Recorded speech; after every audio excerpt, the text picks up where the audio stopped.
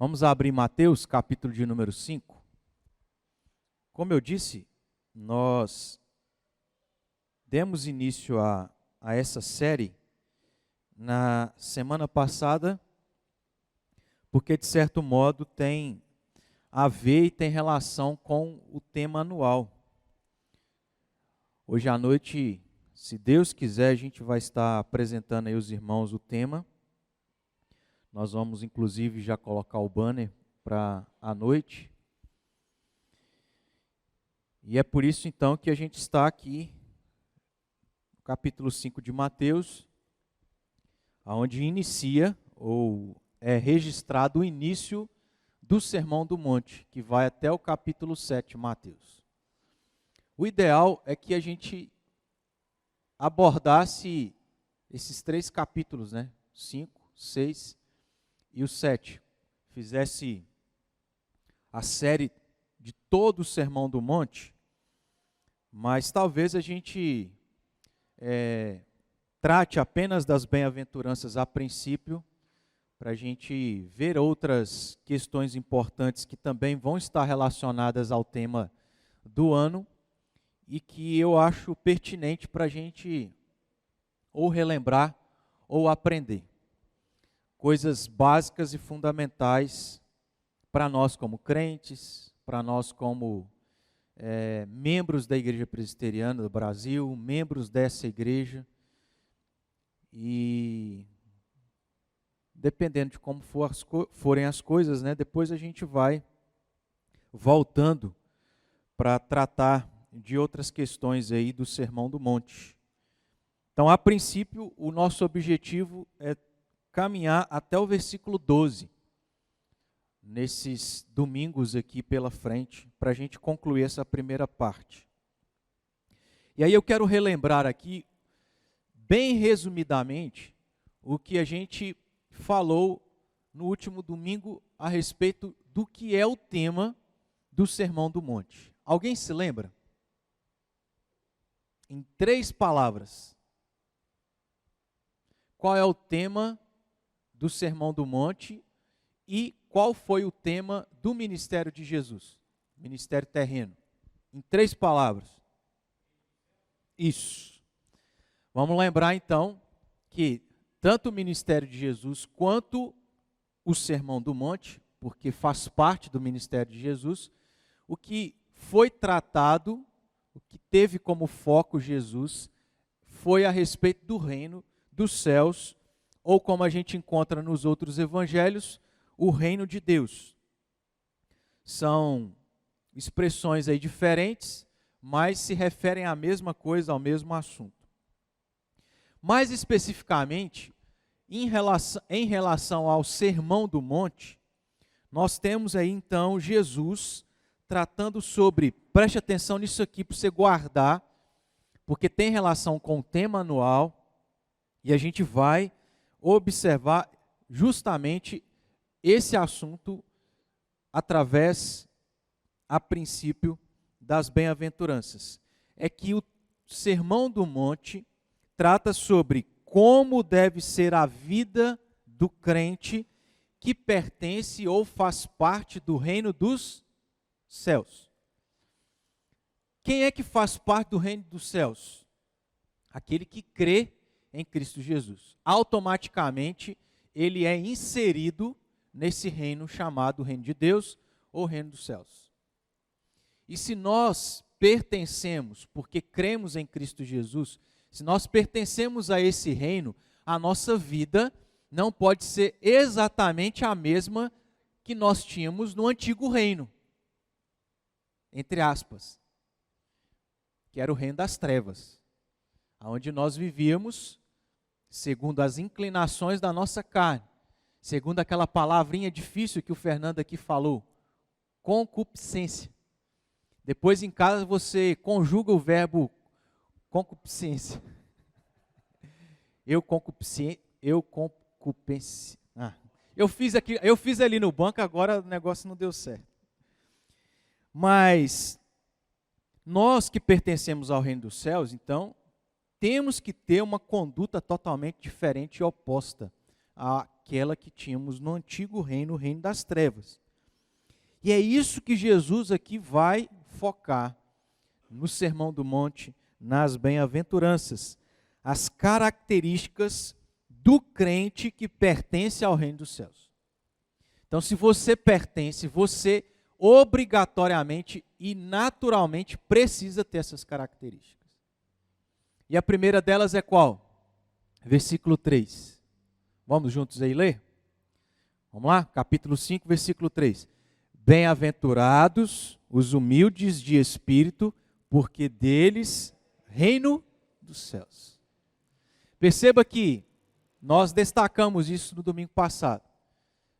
Esse tema está sendo repetido e citado por Jesus já na primeira bem-aventurança, aonde ele diz que o reino dos céus pertence àqueles que têm essa primeira característica, humildade. Aí eu quero te perguntar e você levanta a sua mão. Você é humilde? O Eliseu levantou e rachou fora, né? O Francisco, como é pai dele, pela sabedoria, não chegou a ser tão audacioso, né? Às vezes é humilde. A própria resposta já diz muito, né? Se nós somos humildes ou não. Francisco é um pouco humilde. Vai chegar lá. Irmãos, a primeira característica, então, que Jesus apresenta daqueles que pertencem ao reino dos céus é ser humilde. De uma maneira prática, e o que a gente vai fazer aqui, é entender o que significa o que Jesus está dizendo. Mas de uma maneira já prática, o que a gente precisa considerar a respeito do que nós devemos ser como cristãos, como aqueles que creem em Cristo Jesus, como aqueles que por causa disso pertencem ao reino dos céus, é eu e você, nós, a igreja de Cristo, o povo de Deus precisa ser humilde. Ninguém que não seja humilde pertence ao reino dos céus. Só pertencem ao reino dos céus aqueles que são humildes. Então veja só, ainda que seja difícil a gente refletir para nós mesmos, ainda que seja só para nós, e dizer eu sou humilde, é estranho, né? Mas se você crê em Cristo Jesus, você crê em Cristo Jesus? Se você crê nele, automaticamente isso significa que você é humilde. O que a gente vai fazer é tentar entender isso aqui. Só citando o Lloyd Jones, que é o autor do livro que a gente está baseando esse estudo, tá? Ele diz assim, que a humildade serve, olha só que interessante isso, a humildade serve de chave para a compreensão de tudo quanto vem em seguida. Essa é a característica fundamental do crente. Fundamental porque é aquela que dá estrutura para todas as demais. É a característica fundamental do cidadão do reino dos céus. E todas as demais características são, em certo sentido, resultantes dessa primeira qualidade. Ou seja, quem não é humilde, não pode e não consegue ter as outras características. Quem não crê em Cristo não é humilde, quem não é humilde não pode desenvolver todas as demais características. Agora, quem crê em Cristo é humilde, ainda que em proporções diferentes, mas ao ser humilde, pode desenvolver e deve desenvolver todas as demais coisas. Então é como se já fosse excludente, né? Se você não tem essa característica, é impossível que você desenvolva todas as demais. E a gente vai entender o porquê, qual é o sentido lógico do porquê que a humildade é fundamental para desenvolvermos todas as demais características. O sentido de humildade que Jesus aqui está, ou tinha em mente, e a gente precisa entender, primeiramente, não é aquele sentido que geralmente a gente entende sobre humildade. Por exemplo, Jesus não se refere à humildade como algo que você nasce, como se fosse um dom ou uma qualidade. Não é isso que vem desde a infância. Não é isso que se destaca de maneira natural. Como, por exemplo, tem crianças que, sendo tão pequenas, já demonstram coisas pelas quais elas têm como qualidade, têm facilidade. Às vezes para cantar, às vezes para ter uma certa facilidade com artesanato e por aí vai. Humildade não diz respeito a algo que você já nasce com aquilo. Também não diz respeito a pessoas que tentam demonstrar que tem essa característica. Não é algo do esforço próprio da pessoa. Primeiro, não é algo natural. Segundo, não é algo que você nasce com aquilo, com essa característica. Terceiro, não é algo que você consegue desenvolver ou demonstrar por si mesmo. Em quarto lugar, o que Jesus está se referindo à humildade não diz respeito a coisas pelas quais as pessoas aí vão se esforçar em fazer que estão relacionadas à humildade. E em quinto lugar, não diz respeito a pessoa ser simples ou de condição financeira, social ou material. Não tem nada a ver com isso. E como eu disse, geralmente é o sentido que a gente pensa sobre ser humilde. Inclusive, muitos de nós costumamos dizer que certas pessoas são humildes justamente pela simplicidade, pela condição financeira, social, material. E será que era isso que Jesus estava se referindo? Porque se for, então, Salomão, Davi, Jó, Abraão e tantos outros não pertenciam ao reino dos céus, porque foram extremamente ricos. Se não pertenciam ao reino dos céus, então significa que não tiveram encontro com Cristo, né, ou com Deus. Não é nesse sentido, meus irmãos. Eu acho que a gente pode dizer que, se não todas as coisas, a maioria delas sempre tem um sentido mais do que material, físico, um sentido espiritual. Quando nós, no domingo passado, falamos sobre a dificuldade dos judeus de entenderem o que significava o reino dos céus, ou aquelas profecias do Antigo Testamento sobre o reino dos céus, quando na quinta-feira nós falamos aqui sobre a ideia que o judeu tinha a respeito da importância dos sinais na vida e no contexto deles, essas coisas não se referiam ou não estavam,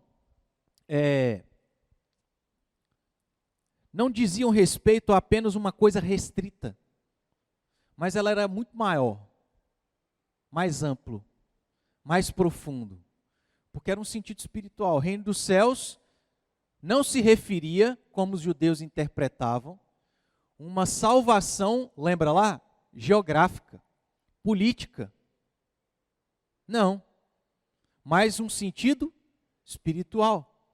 Os sinais, a mesma coisa, apontava para algo muito maior relacionado às coisas espirituais. A gente começa deixando de lado essa comum compreensão do que é humildade, porque não é ao sentido que Jesus está se referindo, mas um sentido espiritual.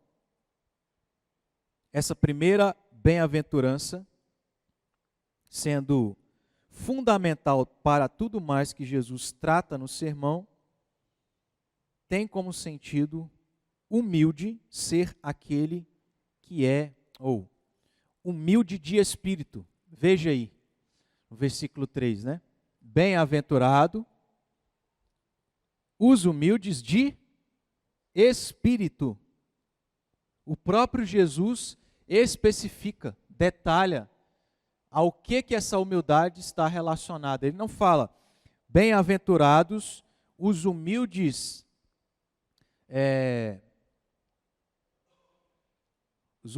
de condições social, financeira, material, mas os humildes de espírito. Abra aí em Isaías capítulo 6, versículo 5, para a gente observar aqui qual é o sentido, então, de humildade, esse sentido, essa humildade espiritual. Qual é o sentido? Isaías, capítulo 6, versículo 5, a gente tem um exemplo disso. Isaías 6, 5, é um texto que a gente conhece. Os irmãos conseguem olhar para esse texto e ver em que sentido isso está relacionado ao sentido de humildade de espírito? Qual a relação desse texto com o sentido de humildade de espírito que Jesus quer dizer aqui na primeira bem-aventurança? Antes da gente discorrer então um pouco, vamos para outro texto, Filipenses capítulo 3. Filipenses, capítulo de número 3. Nós vamos ler alguns versículos. Então diz aí, a partir do versículo 4. Bem que eu poderia confiar também na carne. Paulo dizendo, se qualquer outro pensa que pode confiar na carne, eu ainda mais. E ele então, a partir do versículo 5, descreve ou argumenta quais são as coisas pelas quais ele poderia, em outras palavras, se exaltar. E exaltar, a palavra oposta a humilhar. Versículo 5. Circuncidado ao 8º dia, da linhagem de Israel, da tribo de Benjamim, hebreu de hebreus, quanto à lei, fariseu, quanto ao zelo, perseguidor da igreja, quanto à justiça que há na lei, irrepreensível. Versículo 8. Ele então, quero destacar apenas uma frase que ele diz. Todas estas coisas ele apresenta e coloca num balaio, aonde ele chama de as considero como refúgio. Todas essas coisas que ele poderia levantar, citar, ele considera isso como refúgio. Se eu não me engano, o sentido dessa palavra no original é esterco. Eu não tenho certeza, mas creio que é isso. Tudo que ele poderia usar para se exaltar, isso para mim não vale de nada. E geralmente nós fazemos isso, né? Eu fiz isso, fiz aquilo outro, eu sou assim, sou assado, eu sou da família tal, vim de lugar tal. A gente faz uma listagem toda daquilo que nós temos para dizer, a fim de mostrar, né, quem nós somos. Humildade é justamente nós entendermos que diante de quem Deus é, e aí o texto de Isaías nos ajuda demais nisso, diante de quem Deus é, nós não somos absolutamente Nada. Não há nada que a gente possa tomar para nós para que a gente se sinta algo. E nesse sentido, meus irmãos, nós temos aqui, de certo modo, uma base que vai contra, infelizmente, o que muitos pregadores têm focado. Não sei se você já ouviu falar na pregação do coaching, aonde o que é dito são só palavras para que você se sinta alguém importante, exaltado. Para assim, eu entendo que a motivação pode até ser para trazer um certo conforto, né? Mas a palavra de Deus, quando Deus é contemplado, não tem o que se exaltar, não tem o que se sentir confortável. Por quê? Porque nós estamos, à luz do texto de Isaías 6, nós estamos diante de um Deus santíssimo. E quem está diante de um Deus santíssimo é alguém pecador. O pecado tem que nos constranger ao fato de que, pelo pecado, nós não somos nada. Nós não merecemos absolutamente nada. Então começa aí, para a gente poder receber um conforto, não por aquilo que a gente merece, mas por aquilo que Cristo fez por nós. Mas fez por nós não porque a gente merece. Então, toda a teologia bíblica vai sempre exaltar a Deus e nos colocar a boca no pó. Humildade é isso. Entender que nós não somos nada diante de Deus. Nós não temos nada para trazer consigo e apresentar diante de Deus, diante de quem quer que seja, como, por exemplo, era o que os fariseus entendiam, pensavam. Lembra lá da oração do fariseu? Orava de si para si mesmo. E aí, foi inclusive, orava de si mesmo para si mesmo, e aí falava, graças te dou porque não sou como fulano. Graças te dou porque eu faço isso, faço aquilo outro, aquilo outro, aquilo outro. E aí, irmãos, entenda, não é que é errado nós fazermos o que devemos, mas o que a gente faz nada mais é do que obrigação. O que é obrigação, ninguém precisa te dar tapa nas costas. É o seu dever. Você está fazendo nada mais do que a sua obrigação. Só que eles, no caso dos fariseus, entendiam que eram merecedores porque eles eram descendentes de Abraão. Porque eles eram cumpridores da lei. E que na verdade não eram. Mas veja, em outras palavras, o que Jesus está se referindo a ser humilde de espírito? Para que alguém pertença ao reino de Deus, ele precisa entender, eu não posso pertencer a esse reino por mim mesmo. Por algo que eu tenho, por algo que eu sou, por algo que eu faço. Não é por mérito, não é por obras, é por graça. Está vendo que tem relação com isso? E é por isso que Jesus está dizendo, bem-aventurados os humildes de espírito, porque deles, quem entende que não merece ser salvo, de que não há nada nele que possa o fazer merecer o céu, quem entende que é pelos méritos de Cristo, são a esses que o reino dos céus pertence. Não é aos que pensam diferente. Aí eu vou citar aqui Lloyd Jones, que também fala nesse sentido e diz assim,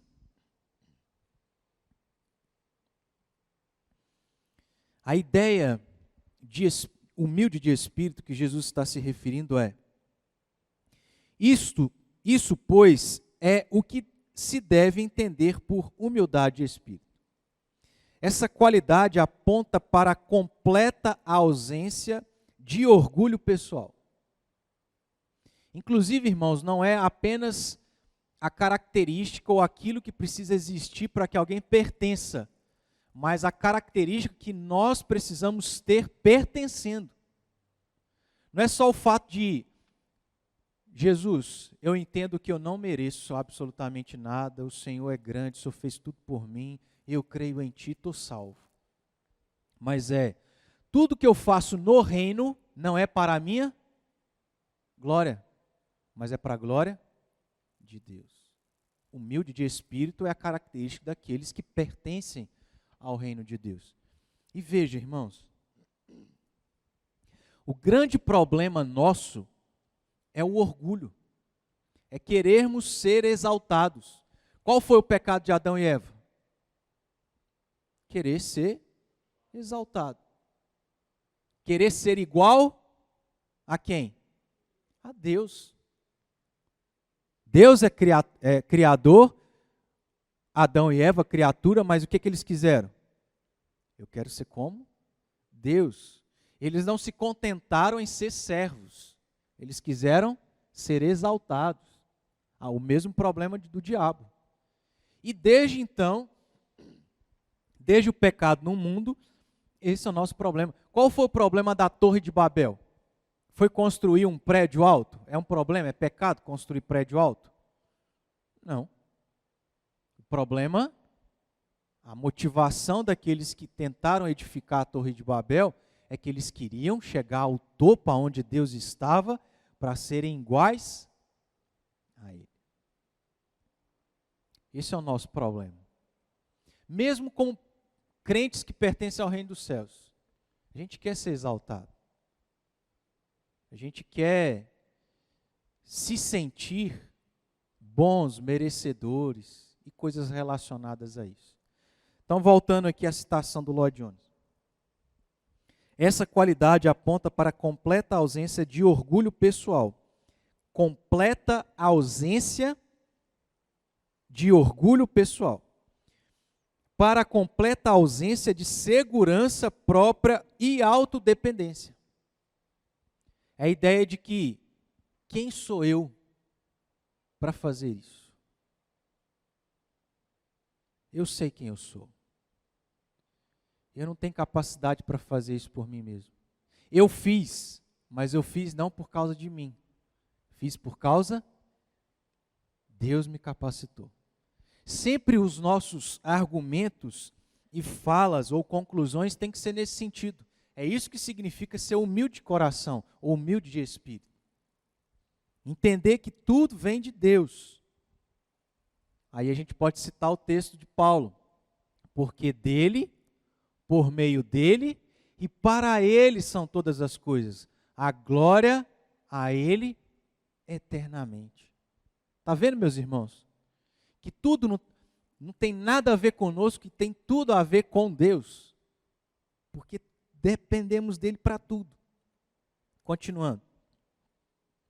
Portanto, humildade ou ser humilde de espírito não é algo que possamos produzir por nós mesmos. Por quê? Porque por causa do pecado, o nosso desejo, a nossa inclinação é o contrário. É tanto que para o mundo, ser humilde é ser bobo. Por quê? As pessoas têm que ser grandes. Quanto mais, melhor. A nossa inclinação é para isso. Não é para eu dizer que eu sou pior do que você. E o que Paulo faz, né? Eu sou o pior de todos os pecadores. A nossa inclinação não é dizer que nós somos piores do que o outro, de que nós estamos aqui para servir as pessoas, mas o contrário, de que nós somos melhores e nós estamos aqui para ser servidos. E, inclusive, é o que Jesus nos ensina. Eu não vim para ser servido, mas para servir. Humildade de espírito não é algo que possamos produzir por nós mesmos. Não é algo que possamos fazer de modo próprio.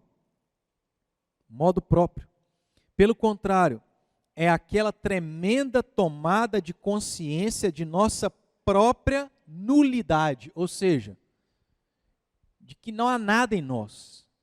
Tudo que há em nós é nulo. para que a gente possa usar diante de Deus. Essa é a compreensão. Esse é o sentido. Abra aí em Efésios capítulo 2, uma passagem também que a gente conhece, e a gente observa exatamente essa ideia aqui.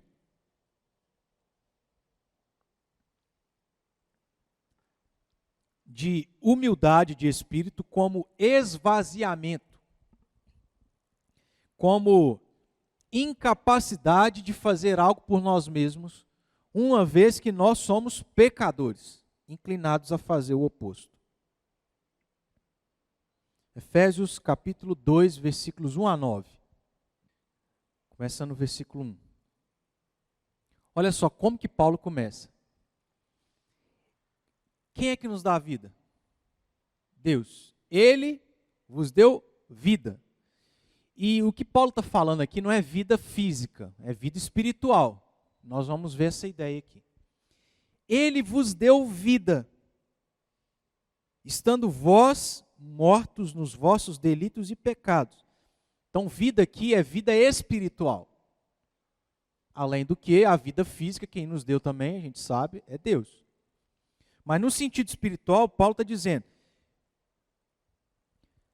nós fomos salvos por causa dos nossos pecados, porque Deus é quem nos deu vida. Ou seja, ninguém se converte, se arrepende, confessa o seu pecado e exerce fé em Cristo Jesus sem antes Deus dar vida. Por quê, irmãos? Eu sempre uso essa ilustração. Quem está morto faz algo por si mesmo? Só faz por ele quem está vivo. E Paulo está afirmando, todos nós estávamos mortos espiritualmente por causa da realidade do pecado. Quem nos torna vivos espiritualmente é Deus. A ação primeira é de Deus. Então, nós nos convertemos não porque nós decidimos fazer isso. Ainda que a gente tenha tido a atitude de confessar e crer em Jesus Cristo. Mas só faz isso quem primeiro Deus dá vida. Porque quem está morto não pode fazer nada por si mesmo. Isso, os irmãos entendem isso? Está claro aí? E tem a ver com ser humilde de espírito. Ninguém pertence ao reino dos céus, achando que não está morto espiritualmente e por causa disso pode ou não, desejar ou não, se converter e aceitar a Cristo. Então, de certo modo, a gente aceita ou não aceita Jesus? Sim. Mas aí a gente corrige, tá? Ou complementa. Em que sentido que nós aceitamos a Cristo? No sentido que primeiro Deus é quem tocou o nosso coração e nos ressuscitou espiritualmente. A gente precisa complementar isso. Porque senão às vezes a gente pode dar a ideia de que eu me converti, eu aceitei a Cristo como se dependesse de quem? De nós. E não depende de nós. Certo, irmãos? Então a gente precisa explicar. Continuando aí, versículo 2. Nos quais andastes outrora, segundo o curso deste mundo, segundo o príncipe da potestade do ar, do espírito que agora atua nos filhos da desobediência, entre os quais também todos nós andamos outrora, segundo as inclinações da nossa carne. O que a nossa carne está inclinada a fazer não tem relação com as coisas espirituais. A palavra de Deus diz que Jesus veio ao mundo e o povo não o amou, não o seguiu, mas o odiou e o matou. Meus irmãos, preste atenção. Jesus viesse nesses dias e se ele não tivesse nos escolhido, eu e você, o que nós faríamos? Desejaríamos a morte de Jesus Cristo. Eu e você. Isso na nossa cabeça é impossível porque a gente ama e serve a Cristo Jesus. Já passou pela experiência de estar ressuscitado espiritualmente. Mas se isso não tivesse acontecido conosco, o nosso desejo seria a mesma coisa: cuspir, apedrejar, blasfemar, assassinar o próprio Deus encarnado. Versículo 3, terminando aí. Fazendo a vontade da carne e dos pensamentos. E éramos por natureza filhos da ira, como também os demais. Versículo 4. Mas, olha aí, Deus sendo o quê? Rico em misericórdia. Por causa do quê? Do grande amor com que nos amou. Ele repete: estando nós mortos em nossos delitos, nos deu vida juntamente com Cristo. Aí ele resume: pela graça, sois salvos. Só pode ser salvo, só pode pertencer ao reino dos céus quem entende que é por meio de Jesus Cristo.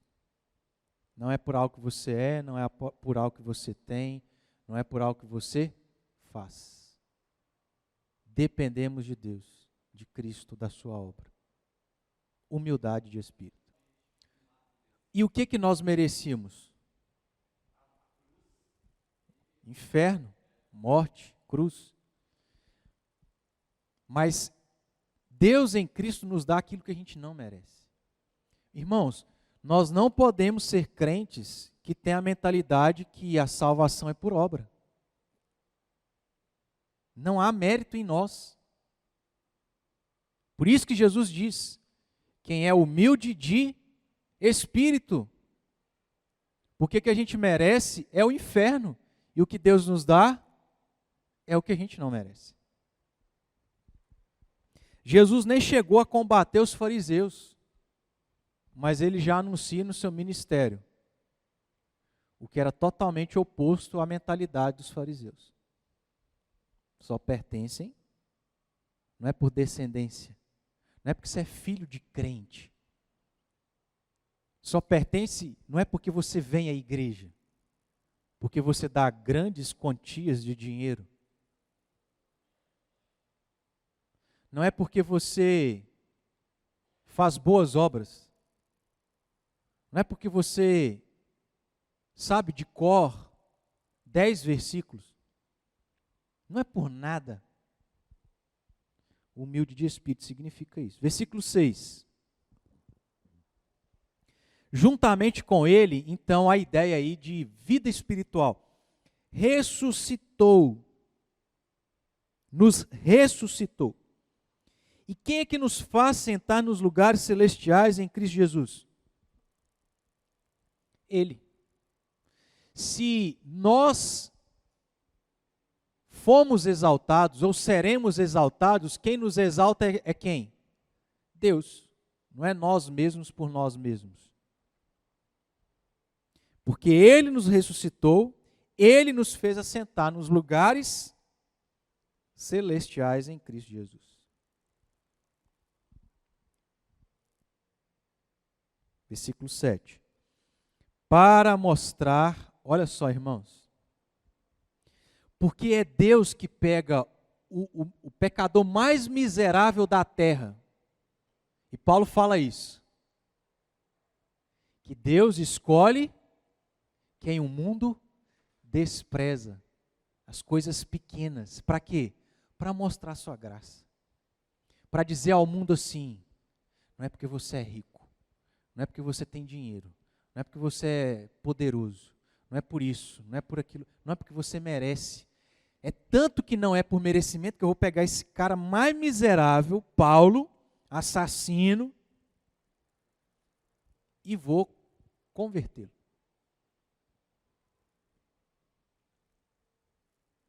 Para mostrar nos séculos vindouros a suprema riqueza da sua graça.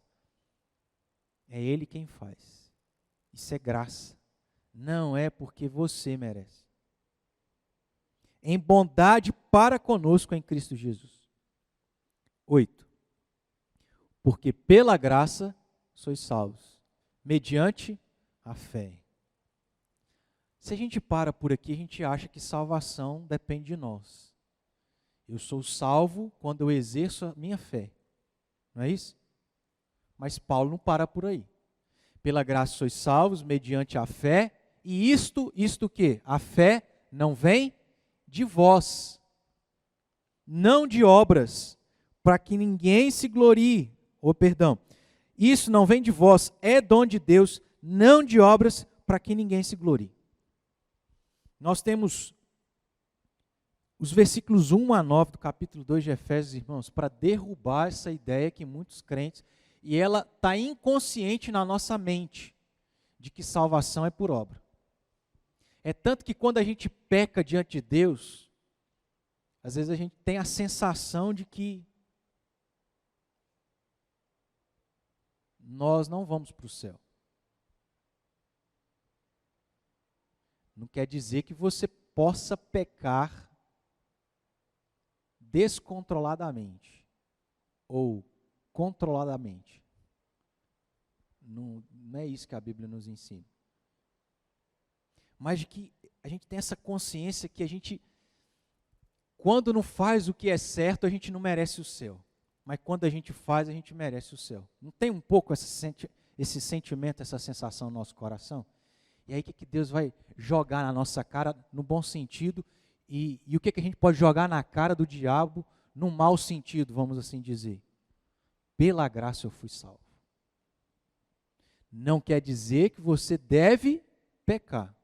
Nós devemos lutar contra o pecado.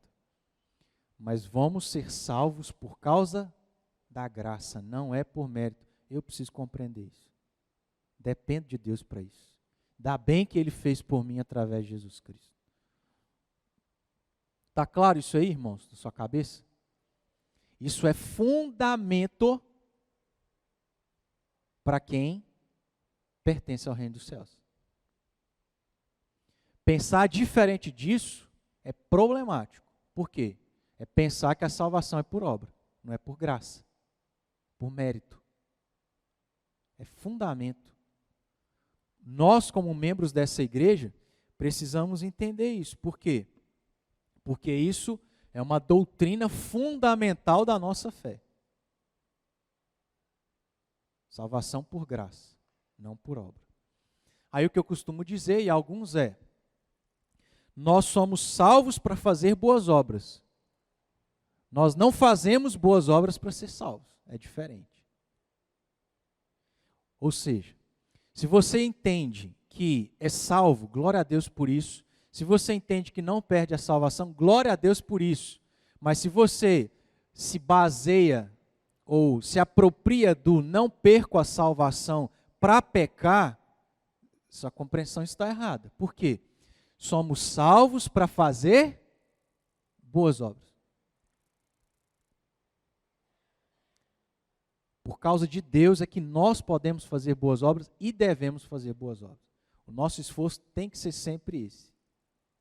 Isso é muito melindroso para nós que somos pecadores de não pecar ao citar as nossas obras. Veja, irmãos, como que também é delicado. Isso não significa que nós não podemos, por exemplo, elogiar alguém. Faz parte. Mas é tão problemático essa questão na nossa vida que você pode ter a motivação boa de elogiar alguém para encorajá-lo, tudo mais, tal.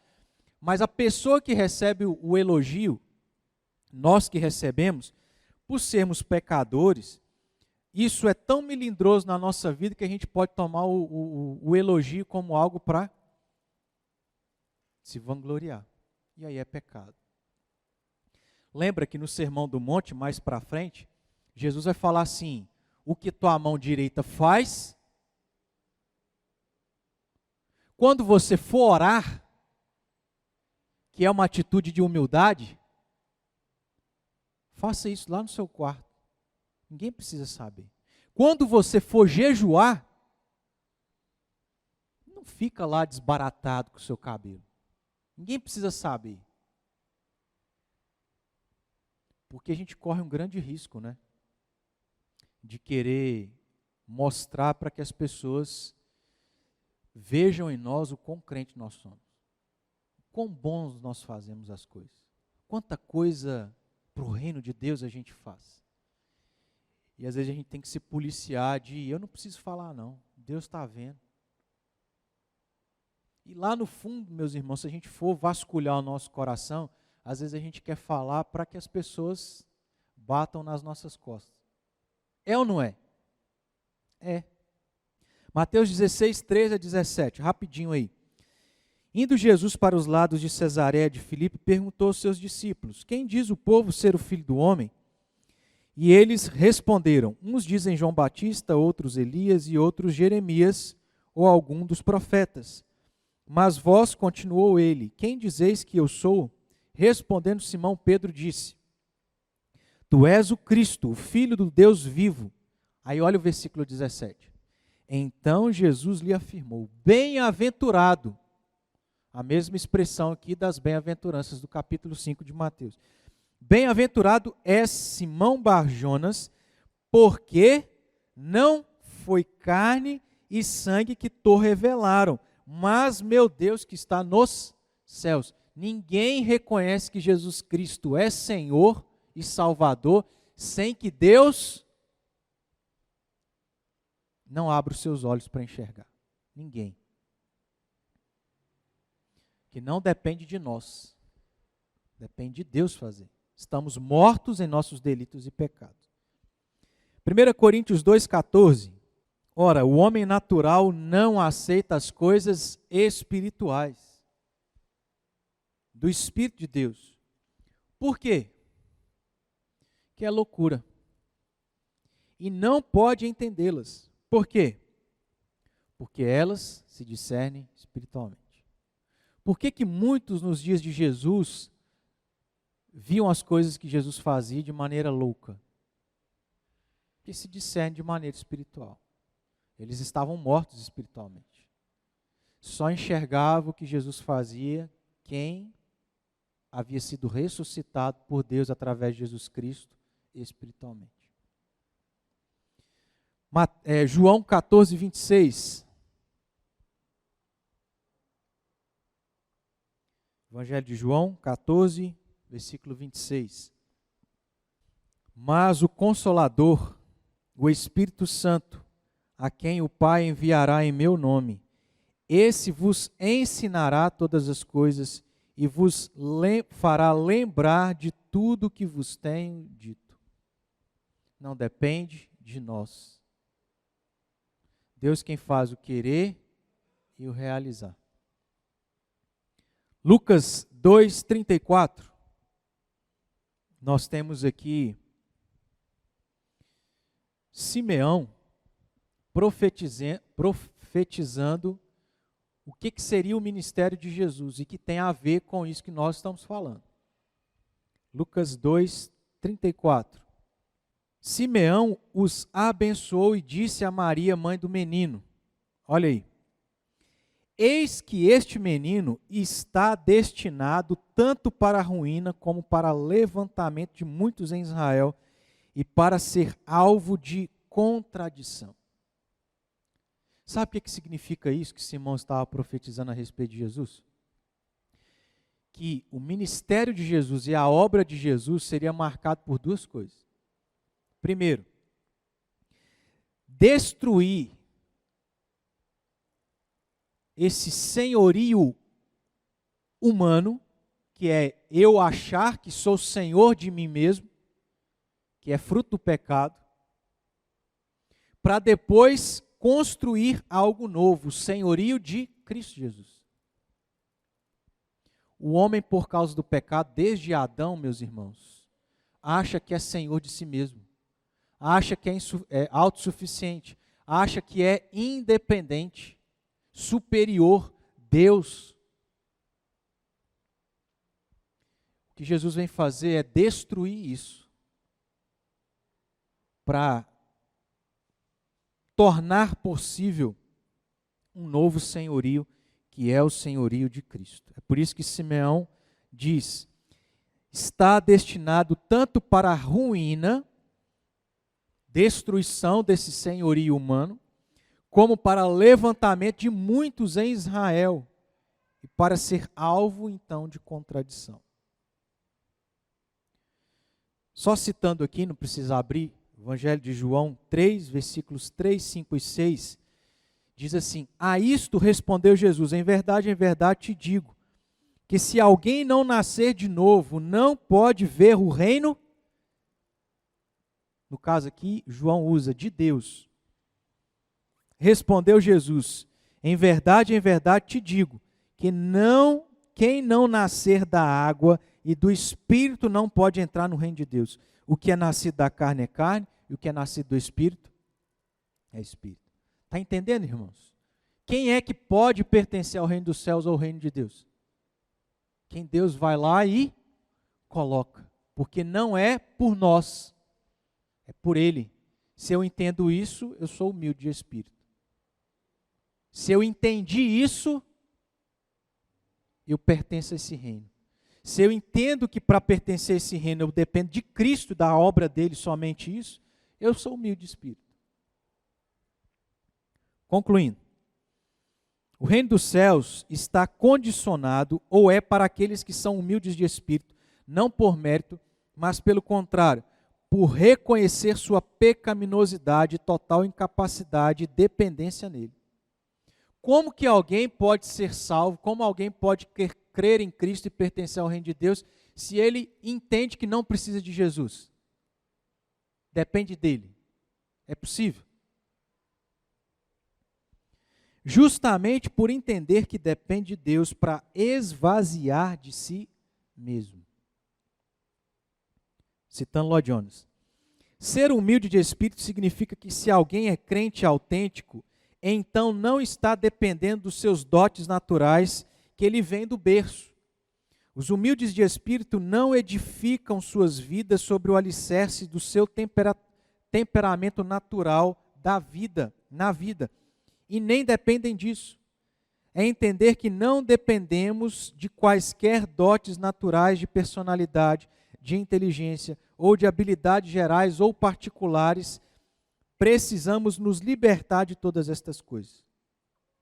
Portanto, irmãos, já na primeira bem-aventurança, Jesus condena toda e qualquer pretensão humana de achar que tem capacidade ou habilidade própria em si mesmo de reproduzir algo espiritual. Preste atenção aqui. Nós só podemos produzir boas coisas, boas obras, ter bons frutos por causa de Cristo. A gente só domina o nosso coração pecaminoso quando o cônjuge faz algo que a gente quer matar ele, por causa de Cristo. Senão a gente matava.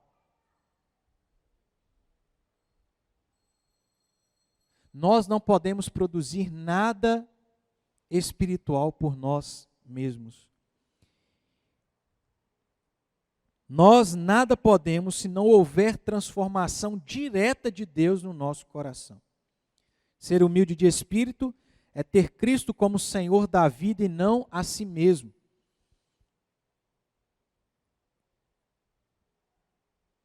Para a gente aplicar então e encerrar. Primeiro, irmãos, nós precisamos olhar para Deus. Se você olhar para o seu próximo, você vai se exaltar. Você vai deixar de ser humilde de espírito. Mas se você olha para quem Deus é, não tem outra coisa a fazer a não ser boca no pó. Não sou nada. Quem vê lá The Chosen, né? E o processo que acontece com a conversão de Maria, e não só de Maria, inclusive na Bíblia diz, fica longe de mim, eu sou indigno. Nós temos que olhar para Deus. Quando a gente olha para Deus, a gente volta a desenvolver essa característica que deve fazer parte da nossa vida. Humildade de espírito. Segunda coisa, não só olhar para Deus, mas olhar para Cristo e tomar Cristo Jesus como exemplo. Porque Ele, sendo Deus, se humilhou, se esvaziou. citando aqui Filipenses, capítulo 2, versículos 5 a 11. E por fim, nós devemos confiar em Deus como aquele que nos capacita. Ou seja, por um lado a gente deve ter aquele sentimento, eu não tenho capacidade para fazer isso aqui não. Tá certo? Tá. Mas por outro lado eu posso fazer porque quem me capacita não sou eu, é Deus. O que é um problema? Eu vou fazer porque eu tenho capacidade. Irmãos, a gente que prega é uma luta diária. Às vezes você acha que você não é capaz, às vezes você acha que você é capaz demais, aí você fica equilibrando. Quando você acha que é capaz, aí você lembra, não sou. Quando você acha que você não é, aí você lembra de Cristo. Em Cristo eu sou. É o exercício que a gente tem que fazer. E às vezes, como crentes, a gente usa de desculpa, né? Não vou fazer isso não, porque eu não tenho capacidade. Quem sou eu? Amém, verdade. Mas Deus te capacita. E às vezes a gente peca porque acha, não, deixa comigo que aqui eu resolvo. Eu tenho capacidade. Não é por aí. Humildade de espírito. Característica fundamental que nós devemos ter e desenvolver como pertencentes ao reino dos céus. Sem isso, irmãos, a gente já começou errado. E pode ser que a gente nem esteja no reino dos céus. Não é por você, é por Cristo. Amém?